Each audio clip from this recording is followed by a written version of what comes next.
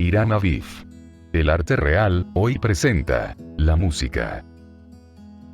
Se sabe que antes de hacerlo por el aire, el sonido se propaga por el éter. Este quinto elemento, quintesencia hermética, es el origen de los cuatro restantes.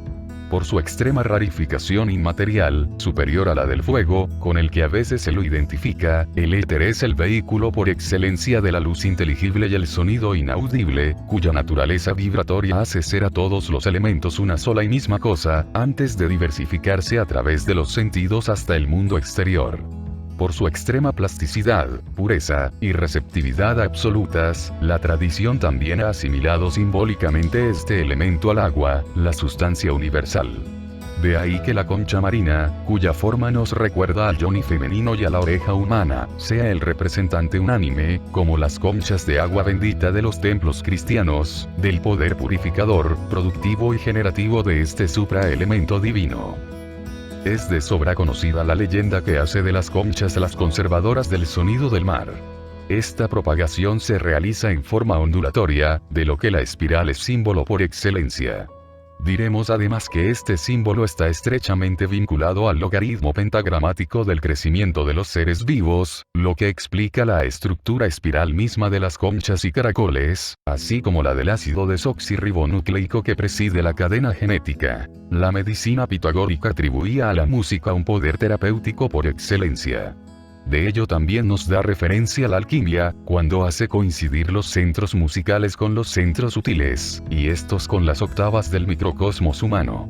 Así vemos como la música, encarada desde una perspectiva sagrada, es mucho más de lo que parece. Y también que las naturalezas del tiempo y el espacio, del agua y el fuego, unidas indisolublemente en el éter, origen de su vida, siendo fundamentalmente distintas, se tocan en un punto en donde, sin confundirse, se funden en una armonía única y universal.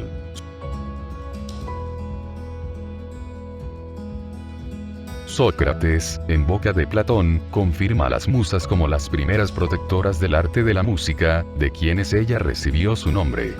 Como ya hemos afirmado, el tiempo y el espacio se relacionan mutuamente a través del movimiento, y este no es sino la expresión dinámica o rítmica de una armonía cuyos modelos son los números. Ritmo y proporción, asimilados respectivamente al tiempo y al espacio, son la métrica por la cual ambos quedan recíprocamente ordenados, conformando la presencia viva de aquella misma armonía que se da por igual en el cielo y en la tierra.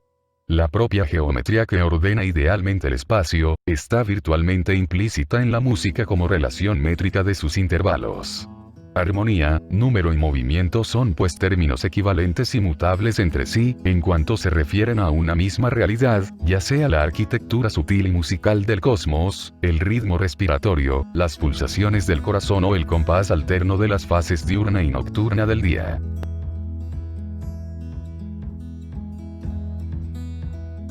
El hombre especialmente recibe con más intensidad que ningún otro ser terrestre el ritmo pulsatorio de la existencia, lo cual, en un sentido, lo convierte en el más capaz de reproducirlo. De naturaleza musical está hecha el alma humana y su inteligencia, ya que son ellas las que captan las sutiles relaciones entre las cosas. La maravillosa articulación que a todas las mantiene unidas, con sus matices, en un todo indivisible que se va revelando a medida que la unidad y la armonía se imponen a nuestro caos particular. En el hombre, como en un pequeño instrumento en manos de un músico invisible, según se nos dice en el hermetismo antiguo y del Renacimiento, se dan cita todas las potencias, virtudes y ritmos del universo, homologadas o en diapasón con la naturaleza de su estado. Sin embargo, no siempre es consciente de ello, ya que su diapasón particular no está en general afinado al tono universal.